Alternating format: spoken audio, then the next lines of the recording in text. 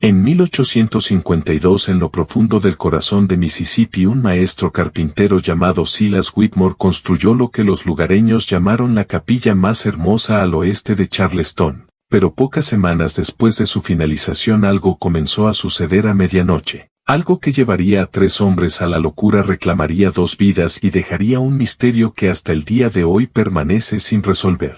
Esta es la historia de la Capilla de los Huesos. Era el año 1852, una década antes de que la guerra civil desgarrara la nación. El condado de Madison en Mississippi era un lugar de plantaciones de algodón, haciendas extensas y tradiciones profundamente arraigadas. La tierra era rica, los veranos eran brutales y la sociedad se movía al ritmo de las campanas de la iglesia y los horarios de las plantaciones. En aquellos días la religión no era solo un asunto de domingo, era la columna vertebral de la vida sureña. Las iglesias eran más que lugares de culto, eran sedes de poder, centros comunitarios y exhibiciones de riqueza. El pueblo de Rieland se asentaba a lo largo del Natchez tras ese antiguo camino trazado por pueblos indígenas siglos antes. Para 1852 se había convertido en una próspera comunidad de unas 400 almas. Propietarios de plantaciones, comerciantes, artesanos y las personas esclavizadas que lo superaban en número a todos.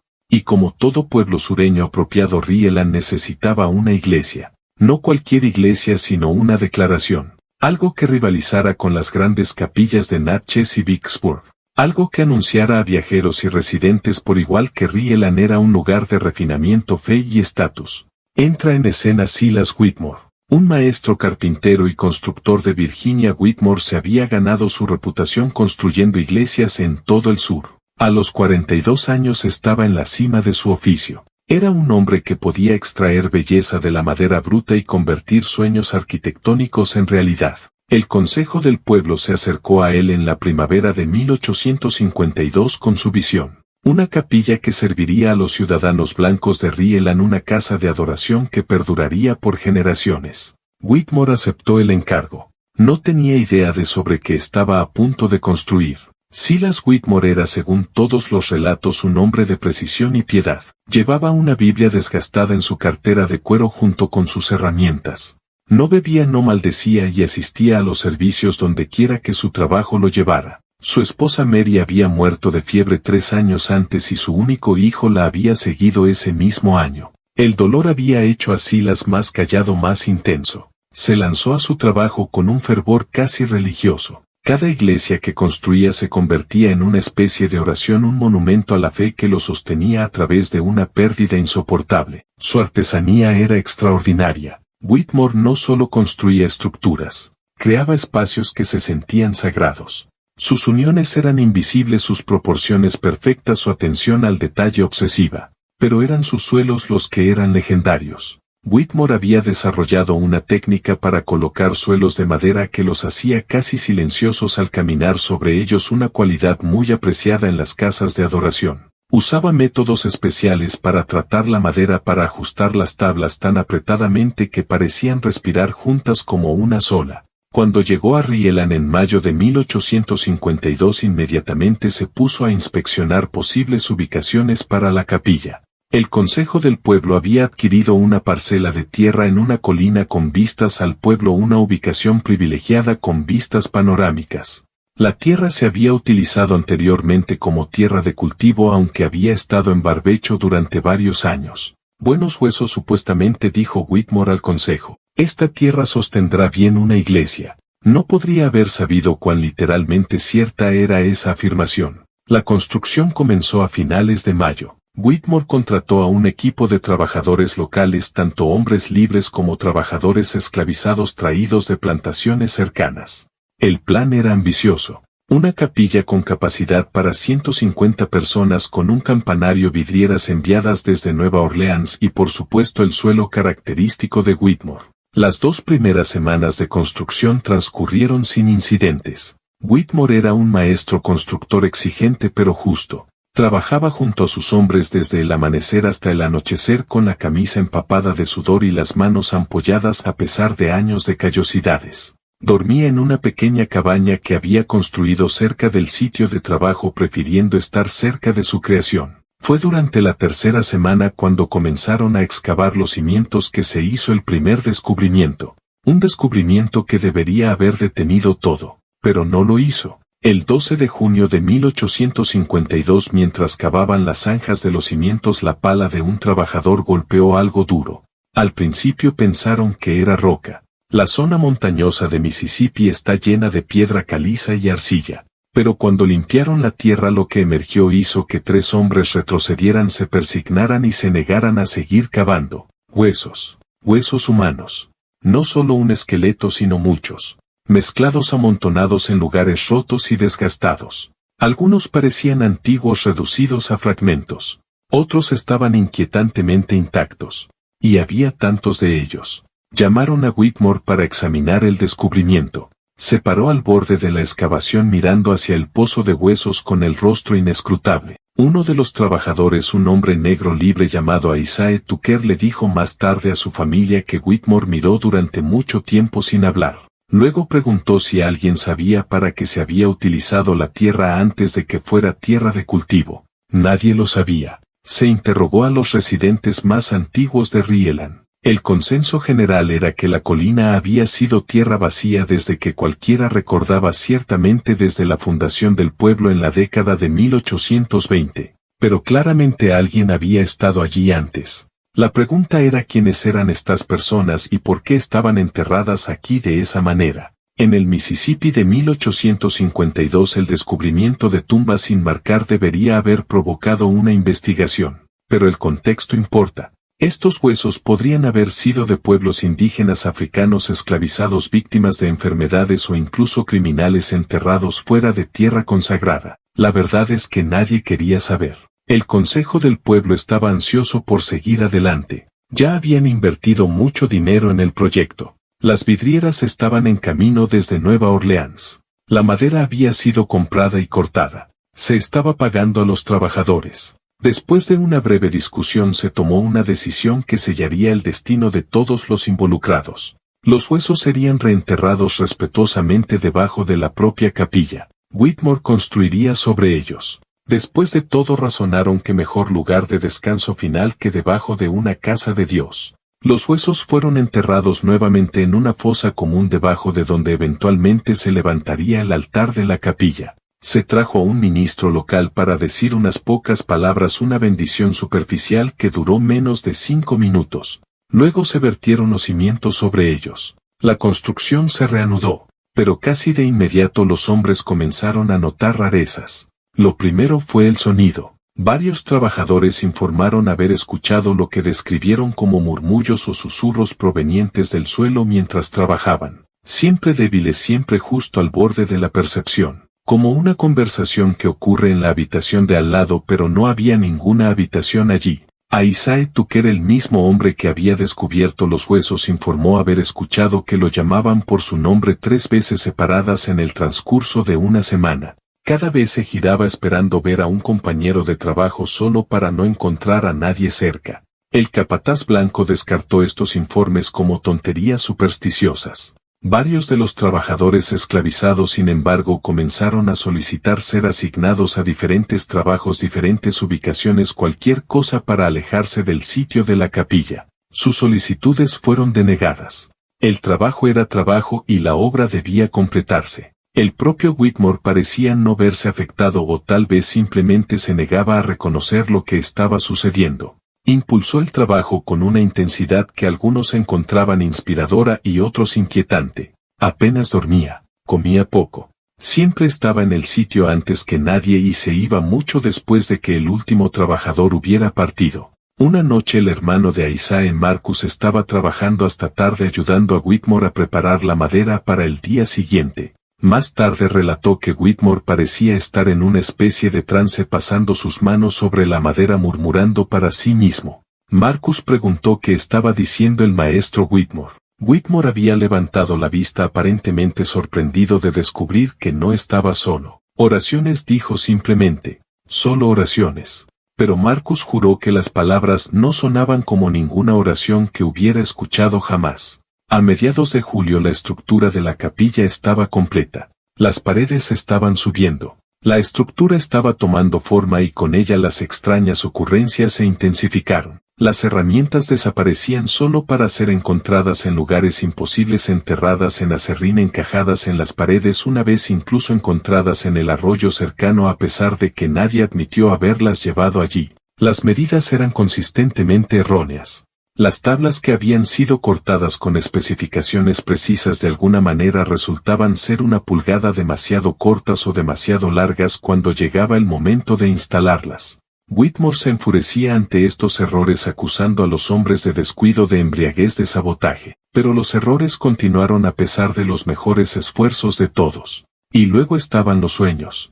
Al menos 5 hombres informaron tener la misma pesadilla: caminar por la capilla inacabada por la noche y encontrarla llena de gente. No miembros de la congregación sino figuras esqueléticas sentadas en bancos que aún no existían, con sus ojos huecos observando y sus mandíbulas moviéndose en una canción silenciosa. Un hombre renunció después de tener este sueño 3 noches seguidas. Otro huyó del sitio gritando y nunca regresó. Pero aún así el trabajo continuó. Para principios de agosto la capilla estaba casi terminada. Las paredes se erguían orgullosas, las ventanas estaban instaladas, el techo mantenía fuera la lluvia. Todo lo que quedaba era la obra maestra de Silas Whitmore: el suelo. Para esto despidió a la mayoría del equipo. La instalación del suelo, insistió, era una tarea que requería habilidades específicas y una precisión particular. Él mismo se encargaría de ello con la ayuda de solo 2 asistentes de confianza. La madera había sido especialmente seleccionada, pino de corazón cosechado de bosques vírgenes, envejecido durante 2 años y tratado con la mezcla patentada de aceites y ceras de Whitmore. Estas tablas durarían siglos, prometió. La instalación comenzó el 10 de agosto. Esa primera noche, después de un día completo de trabajo, Whitmore y sus asistentes regresaron a la pensión en el pueblo exhaustos pero satisfechos. El suelo estaba quedando maravillosamente, incluso mejor de lo que Whitmore había esperado. Pero a la mañana siguiente, cuando regresaron a la capilla, encontraron que cada tabla que habían instalado había sido arrancada. No dañadas, no rotas, simplemente retiradas. Las tablas estaban apiladas ordenadamente contra la pared del fondo, como si alguien hubiera deshecho cuidadosamente un día entero de trabajo con precisión profesional. Se dice que la furia de Whitmore fue terrible de presenciar. Acusó a los alborotadores locales, vándalos, artesanos rivales celosos de su habilidad. Exigió que el sheriff investigara, pusiera guardias, encontrara a los culpables. Pero no se encontró evidencia de entrada forzada. Las puertas de la capilla habían sido cerradas desde el exterior, las ventanas aseguradas. Sin huellas, sin marcas de herramientas, nada que indicara que alguien hubiera estado adentro. Uno de los asistentes sugirió cuidadosamente que tal vez la madera no estaba bien colocada, que tal vez simplemente se soltó. Whitmore golpeó al hombre, no fuerte pero lo suficiente para dejar claro su punto. Mis suelos no se sueltan, dijo fríamente. Reinstalaron las tablas, todas y cada una. A la mañana siguiente las encontraron arrancadas de nuevo. Esta vez las tablas no estaban apiladas ordenadamente. Estaban dispuestas en un patrón en el suelo, irradiando desde el centro de la capilla como los radios de una rueda, todas apuntando hacia donde se levantaría el altar, apuntando hacia donde estaban enterrados los huesos. Uno de los asistentes de Whitmore renunció ese día. El otro acordó quedarse solo si podían trabajar durante las horas del día y irse antes del anochecer. Whitmore estuvo de acuerdo, pero él mismo comenzó a quedarse más y más tarde, trabajando hasta la noche a la luz de la lámpara, decidido a completar su suelo. Fue durante una de estas sesiones nocturnas que Isaiah Tucker, caminando a casa desde un trabajo diferente, pasó por la capilla. Vio la luz de la lámpara brillando desde el interior y escuchó algo que le heló la sangre. Cantos. No Whitmore cantando mientras trabajaba, ya que Whitmore no sabía cantar. Esto era un coro.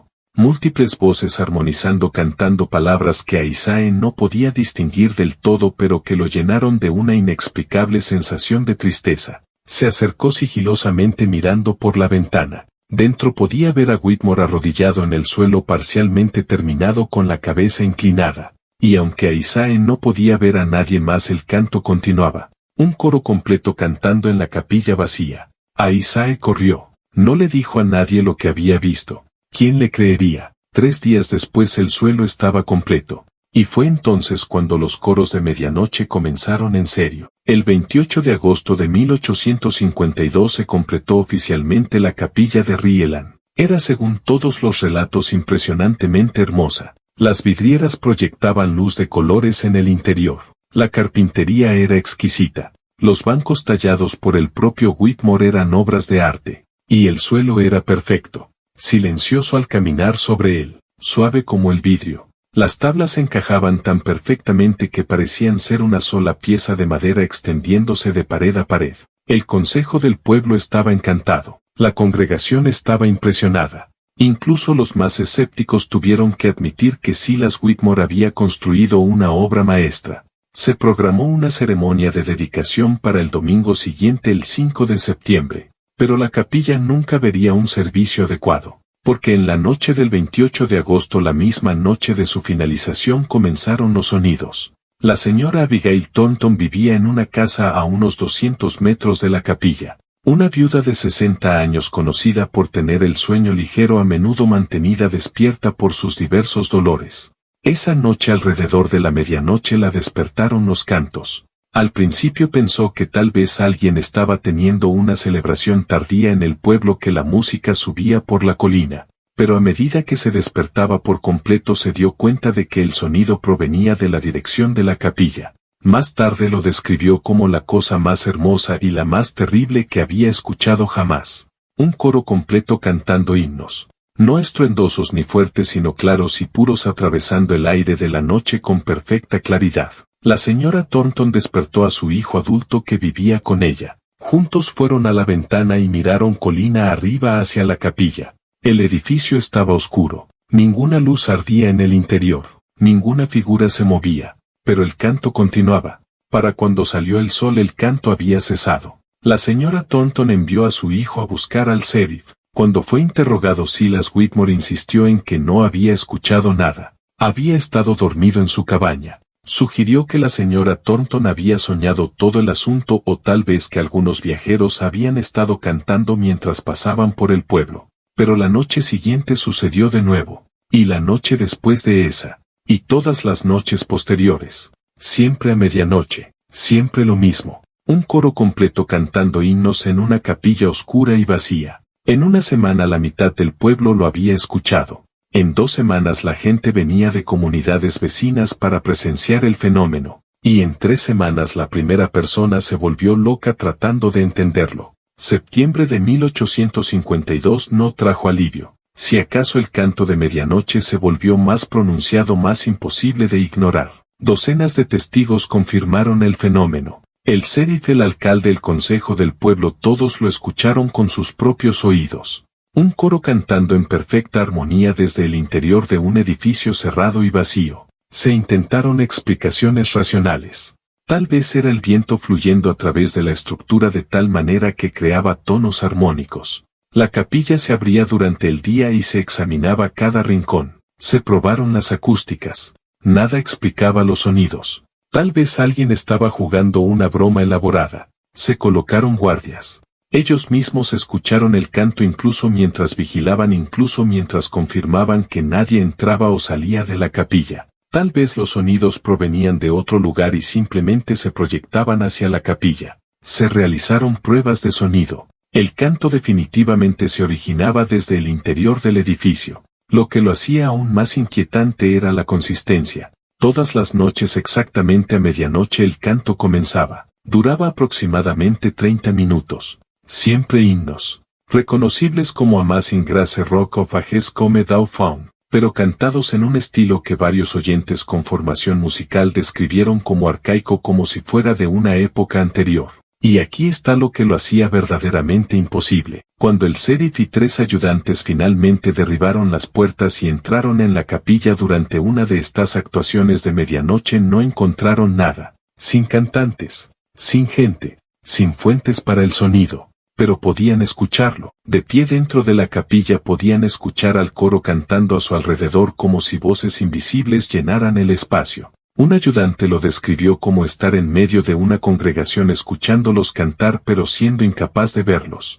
Otro dijo que se sentía como estar muerto entre los vivos o vivo entre los muertos sin poder distinguir cuál. Los hombres huyeron con los nervios destrozados. Después de esa noche nadie entraría en la capilla después del anochecer. Algunos no entrarían en absoluto. El servicio de dedicación fue cancelado. La capilla, esta hermosa, costosa y cuidadosamente elaborada casa de adoración, permaneció vacía. Y cada noche a medianoche los muertos cantaban sus himnos.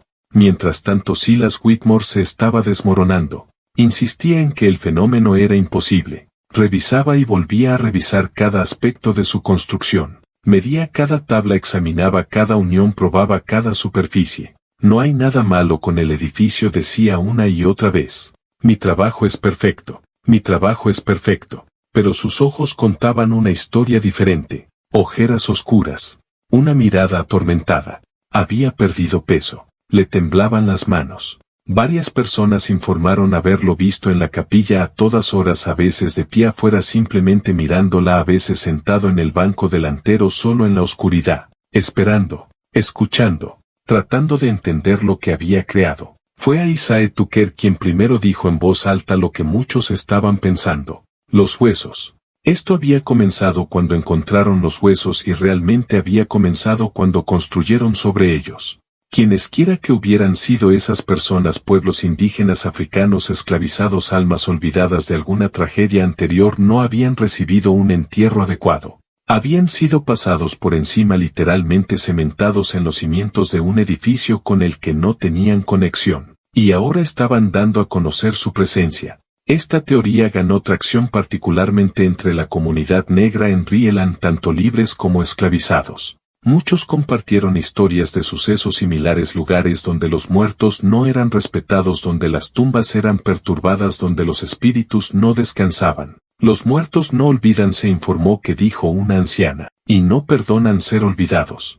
Un grupo de ciudadanos preocupados, notablemente no incluyendo al Consejo del Pueblo original que había autorizado la construcción en el sitio, se acercó al ministro local. ¿Podría desconsecrarse la capilla? ¿Podrían exhumarse y reenterrarse adecuadamente los cuerpos debajo? ¿Podría hacerse alguna forma de expiación? Pero aquí es donde la crueldad de la situación se vuelve clara. Nadie quería pagar por ello. La capilla ya había costado una fortuna. La idea de derribarla, excavar los cimientos, identificar y reenterrar adecuadamente docenas de esqueletos y luego reconstruir tenía un costo astronómico. Más que eso, sería una admisión de que se habían equivocado. De que habían construido una iglesia sobre seres humanos sin pensar en quiénes eran esos humanos o si merecían dignidad en la muerte. Para el liderazgo blanco de Rhode esto era inaceptable, así que hicieron lo que a menudo hacen los que están en el poder: negaron, ofuscaron, insistieron en que los huesos probablemente eran solo restos de animales mal identificados en el calor del momento.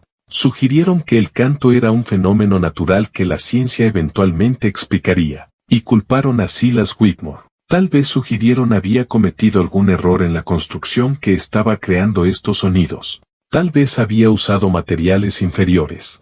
Tal vez había tomado atajos. La reputación de Whitmore, cuidadosamente construida durante décadas, comenzó a desmoronarse. Y también lo hizo el propio Whitmore. El 23 de septiembre de 1852 Silas Whitmore entró en la capilla durante las horas del día. Llevaba consigo sus herramientas, su Biblia y una lámpara llena de aceite. Le dijo a su asistente restante que pasaría la noche adentro, que observaría el fenómeno directamente desde adentro, que descubriría su fuente y probaría que su construcción era sólida. Construye esta capilla, dijo, según se informa. Si hay respuestas que encontrar, están en mi mano de obra, y las encontraré. Su asistente le rogó que no lo hiciera. Otros intentaron disuadirlo. Pero el orgullo de Whitmore y tal vez su cordura no le permitieron retroceder.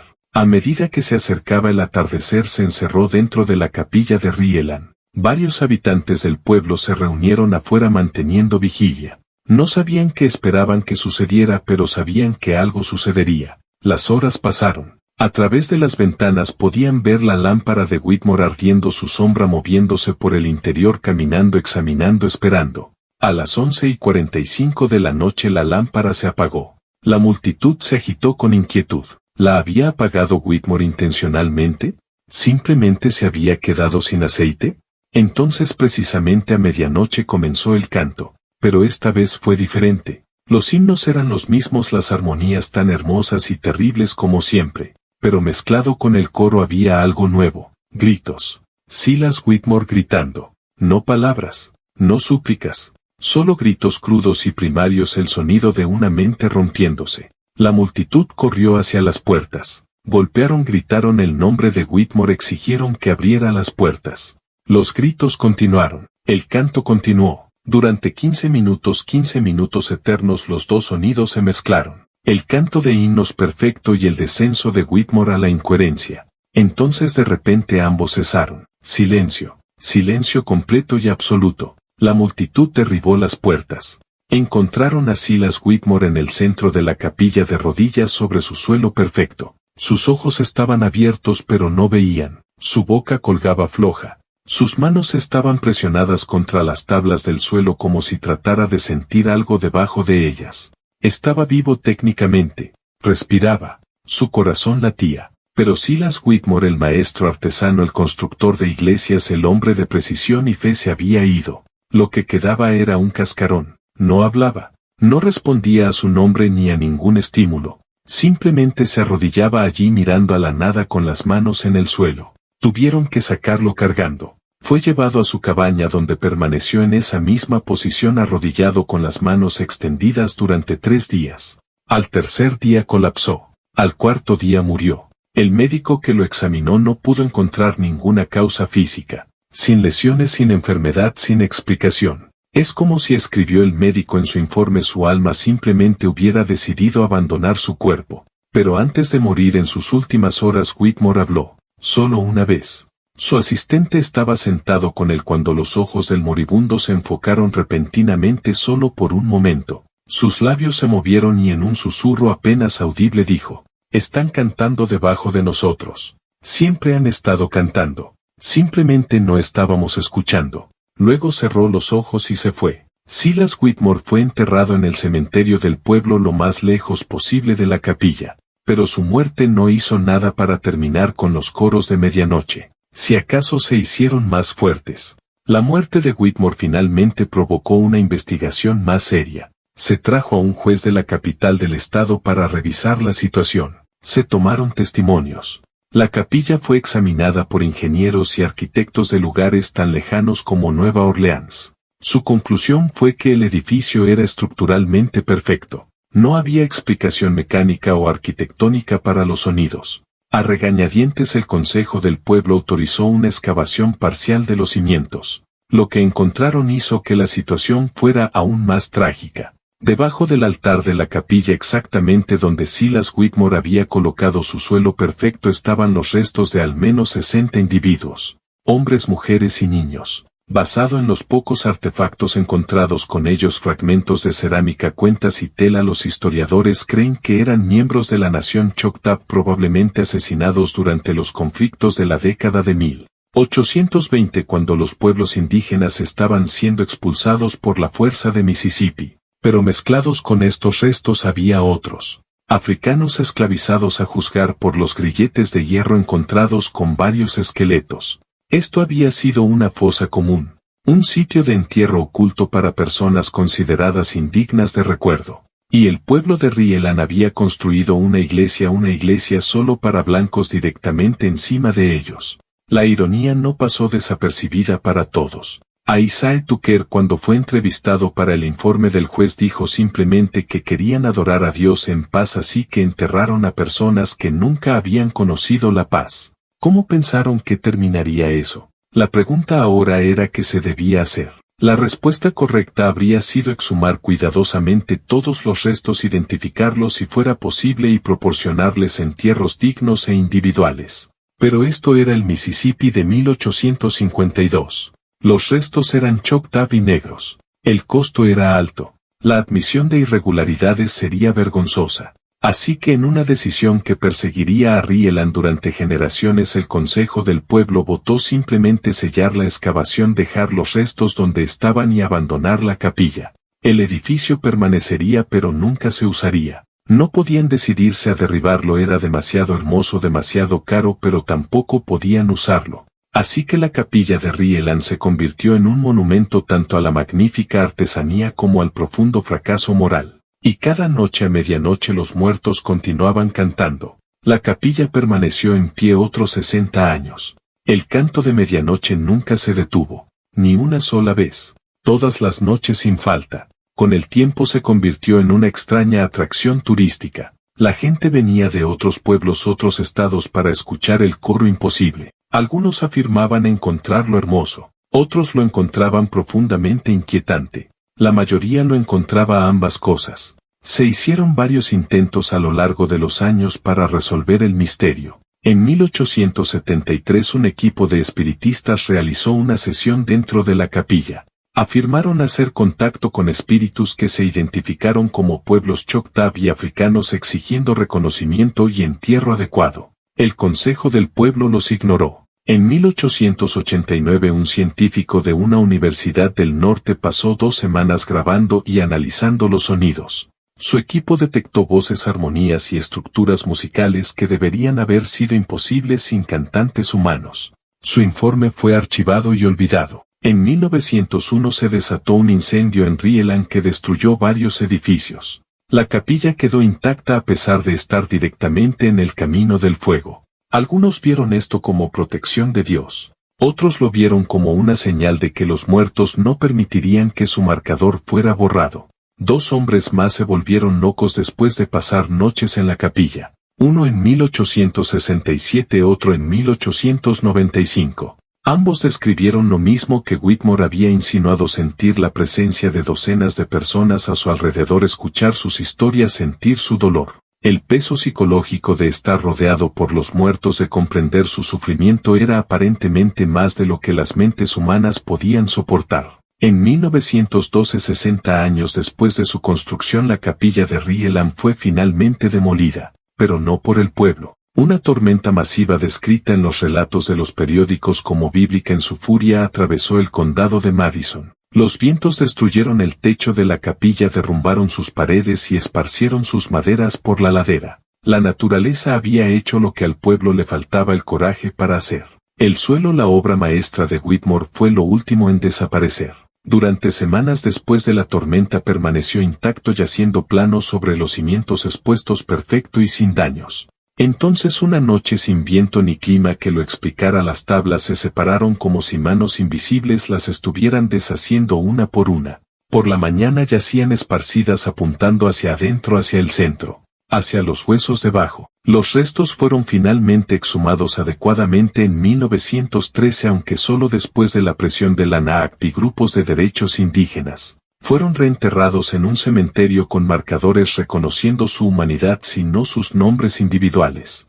Y después de ese reentierro, después de que finalmente se concediera esa pequeña medida de dignidad, el canto se detuvo. Por primera vez en 61 años la medianoche en Rieland fue silenciosa. Los muertos al parecer finalmente habían sido escuchados. Entonces, ¿qué fue la capilla de Rieland? ¿Una verdadera aparición fantasmal? ¿Una alucinación masiva?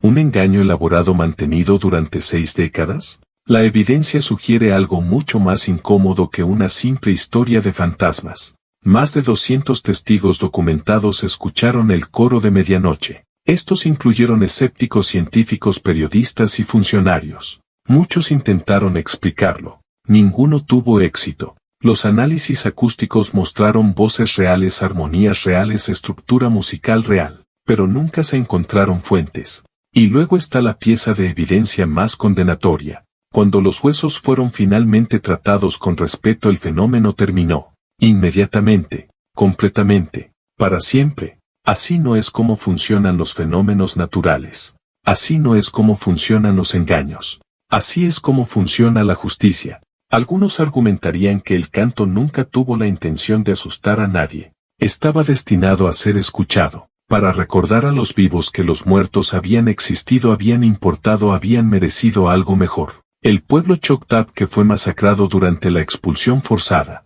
Los africanos esclavizados que murieron en servidumbre. Todas las almas olvidadas, enterradas, sin nombres, sin ritos, sin reconocimiento. Cantaron para no ser olvidados. Y en Silas Whitmore encontraron a alguien que finalmente escuchó, aunque le costó su cordura y su vida. ¿Fue Whitmore una víctima? Parcialmente. No eligió la ubicación ni descubrió los huesos. pero eligió construir de todos modos, priorizar su encargo, su reputación, su orgullo sobre la dignidad de los muertos. Al final su suelo perfecto se convirtió en un monumento a esa elección. Una elección que llegó a lamentar si sus últimas palabras significaban lo que parecían significar. La capilla de Rieland se erige como un recordatorio de que construimos nuestro presente sobre los huesos del pasado, y a veces el pasado insiste en ser recordado. Hoy, si visitas Rieland, Mississippi, no encontrarás la capilla. El sitio es ahora un pequeño parque con un marcador histórico. El marcador cuenta la historia, aunque en términos saneados. Sitio de capilla histórica 1852 a 1912. Construido en tierra que contenía restos indígenas y afroamericanos posteriormente reenterrados adecuadamente.